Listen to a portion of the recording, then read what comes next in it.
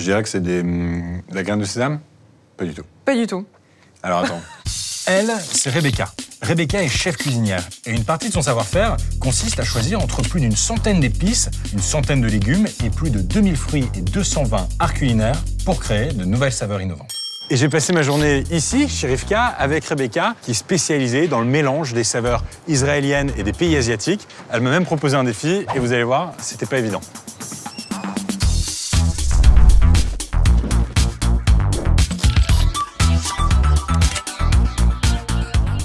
Salut Rebecca. Salut. Enchanté. Enchantée. Merci de m'accueillir ici. Bah écoute, bienvenue. Je suis ravie de t'accueillir. On est ici dans ton premier restaurant, Rivka, que tu as créé à 24 ans. 23 et demi. 23 et demi? Ouais. Comment on crée son premier restaurant à 23 ans et demi? Bah je pense qu'un jour on a un déclic et c'est un peu à apprendre. C'est maintenant ou jamais. Et d'ailleurs, je serais très curieux d'aller visiter ta cuisine parce que je veux des trucs qui m'intéressent. Allez viens, je t'emmène, montres? on y va. Oui. Ok. Alors, on va prendre les pistaches. Tu les vois? Ça, c'est de la pistache? Non. Pistache, pas du tout. Pistache. Ah, elles sont là. C'est ça. Voilà, c'est ça. Ok, Je ça. vais en mettre un petit peu. Comment t'en es venu à devenir chef cuistot? Alors pour le coup, c'est vraiment ma passion. Je pense que je dis tout le temps que quand j'étais dans le ventre de ma mère, je pense que j'aimais déjà la cuisine.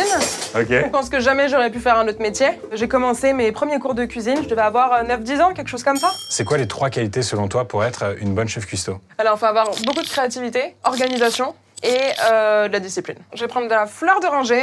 C'est Tu veux que juste je derrière passe toi. Là? Non, là, tout au fond. Ici? Là, en bleu? Ouais, en bleu. Ici, chez Rivka, tu fais de la nourriture qui est israélienne et asiatique, c'est ça? Voilà, israélien, fusion asiatique. Fusion asiatique, ça veut dire Ouais. quoi? Ça veut dire que c'est des plats israéliens Ouais. avec une touche d'épices asiatiques. Enfin voilà, c'est des mélanges, un D'accord. mix de saveurs. Pour toi, c'était important de te spécialiser là-dedans? Pour moi, vraiment, quand tu cuisines et quand quand tu veux vendre ta cuisine aux clients, faut vraiment raconter une histoire. Et je pense qu'aucun chef ne fait pas part de quelque chose de lui-même. Et moi, j'ai appelé mon restaurant Rivka, du coup, qui veut dire Rebecca en hébreu. C'est Ah, bien d'accord, pour ça. ok, c'est pour Ouais, ça. voilà. Et jusqu'à là, ça fait 5 ans que je suis toujours là, et ça marche plutôt pas mal. Aujourd'hui, chez Rivka, tu proposes des plats uniques. Comment tu arrives à créer un nouveau plat? Quand je suis à la recherche vraiment d'une nouvelle recette, je vais soit regarder sur des applications, des livres, je vais essayer de m'inspirer un peu de tout ce qui me passe par la tête, ou sinon je vais aller me balader par exemple dans des magasins asiatiques, dans des magasins remplis d'épices. En fait, t'es inspiré par ton environnement. Ouais, c'est ça. Ok. Par où je vais, par ce que je vois, mais ça peut partir du dessert à une boisson, hein, un cocktail, ça peut vraiment être de tout. Est-ce que tu dirais aujourd'hui que tu as eu un déclic à un moment donné dans ta jeunesse pour pouvoir te lancer comme ça? Le déclic, ça a été quand j'ai travaillé avec Cyril Lignac. Ok. Parce que si tu veux, en fait, j'ai vraiment été éduquée au tout ce qui est brasserie française, gastronomie française, etc.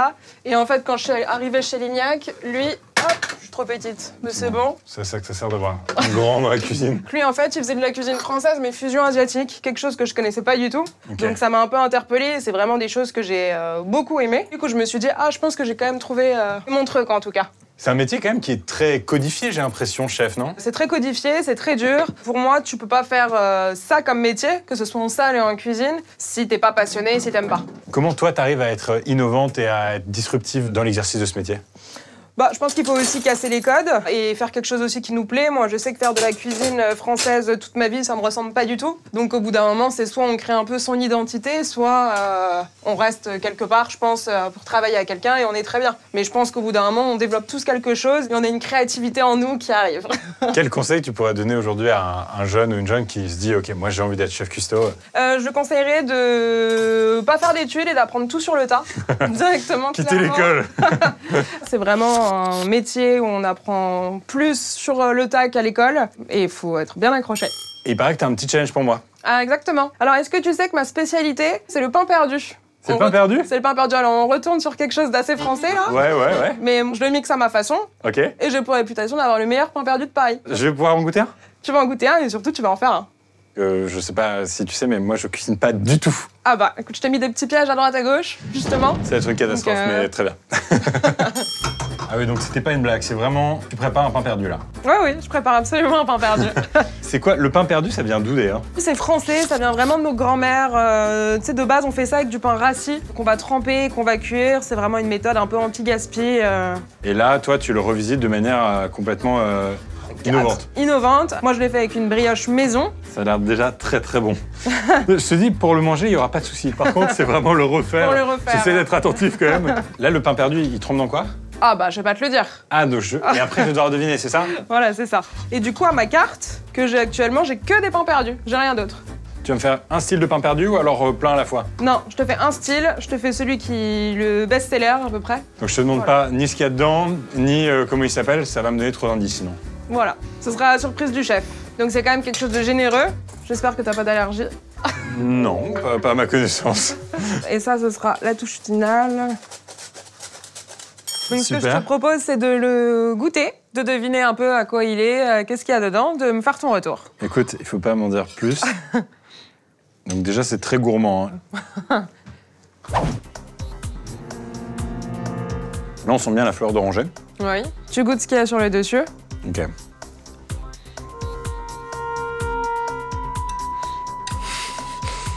C'est super bon. Et les petits trucs écrasés, ça peut être quoi? Ça peut être Les petits trucs verts, Non, plutôt les petits trucs... Orange. Ouais, jaunes, là, plutôt. C'est jaune, non? c'est orange. C'est vert? Bon, orange jaune. Le jaune, en vrai, je vais m'aider de ce qu'il y a sur la table.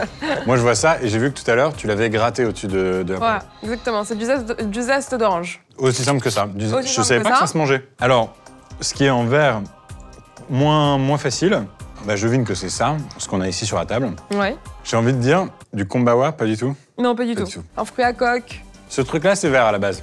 Non, non, c'est pas ça. Ah, c'est pas ça? Ah non, c'est ça. C'est quoi, de la pistache? Voilà. C'est de la pistache. Ah, c'est aussi simple que ça. Et puis, il y a dessus, il y a ce petit... ça ressemble à du... Je vais pas dire de marque, mais une pâte à tartiner très célèbre qu'on met parfois sur ces tartines. C'est un peu vert aussi. T'as un indice? Tu l'as dit tout à l'heure. Il y a peut-être 5 secondes chrono. Mais noisette, caramel, chocolat? J'ai envie de dire kombawa, mais pas du tout. Non, Non, pas du tout. C'est vert aussi. Du citron? Non. Qu'est-ce qui se passe? Donc, c'est une pâte à tartiner d'un fruit à coque. Il y a du zeste d'orange, Ouais. il y a de la pistache, Oui. Et graines de pistache, et de la pâte à tartiner Ah. Je dis pas. Bah la pistache. Ah oui, d'accord, ok, d'accord. Donc, c'est du pain perdu à la fleur d'oranger avec une petite pâte à tartiner pistache, Voilà. des petites graines de pistache et du zeste Voilà. de C'est ça. orange. Donc là, l'objectif, c'est de réussir à reproduire ça ici. Voilà. Donc je t'ai préparé tout un petit tas d'ingrédients avec évidemment des petits pièges. Je suis gentille, je t'ai déjà imbibé la brioche, dont je vais te laisser faire juste la cuisson. Ok, donc j'y vais. Ici, je mettrais bien un petit peu là-dedans. C'est quoi ça? Bah, ça, c'est de la fleur d'oranger, Non. c'est du miel. Voilà. Donc je me suis complètement planté. Alors c'est plutôt ça ici? Bah je sais pas. Je peux goûter? Oui, oui. Un conseil doucement. Ça c'est fort. Tu sais à quoi ça me fait penser? Non? Ce qu'on met sur les mains après les restaurants marocains. Donc c'est ça de la fleur d'oranger. Oui, c'est ça. Alors attends, tu sais quoi? On va reprendre depuis le début. Ah, est-ce que tu as analysé, tu penses, tous les ingrédients? Tu penses Non, qu'on non. va en utiliser combien? Alors je pense qu'il faut du beurre. En fait, je vais te dire, je crois que je mettrais bien d'abord tout de suite la brioche. Ok, bon, on y va. Et ben voilà. Bon app. Et ensuite, je mettrai, j'espère, un petit peu de fleur d'oranger. J'arrive pas du tout à savoir si t'es hyper encourageante ou au contraire, tu attends qu'une chose, c'est que je me plante. Là, on a les petites noix de pistache hyper important. Là, le pâte à Ça. tartiner. Ça, c'est du sucre, tout bêtement. Tout bêtement. Et là, il y a du miel. Ah, il commence à avoir une petite couleur dorée, c'est sympa. Après, je me dis, le miel, ça a du sens pour donner un petit peu la couleur, tu Et vois. pour le côté aussi un peu oriental. Bon, je mets du miel ou pas?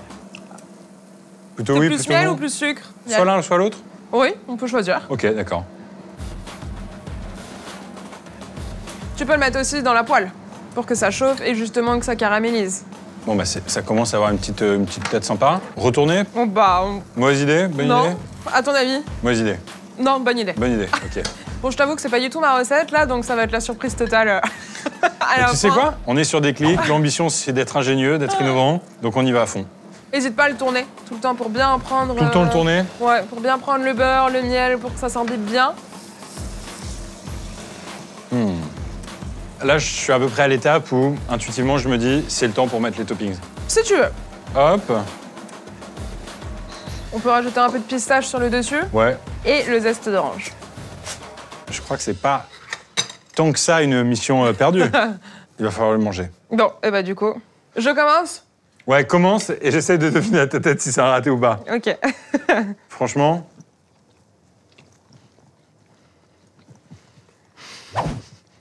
T'as plus, tu sais quoi? C'est pas mal du tout. Alors, c'est pas le même, mais c'est pas mal du tout. Je peux? Ah bah oui.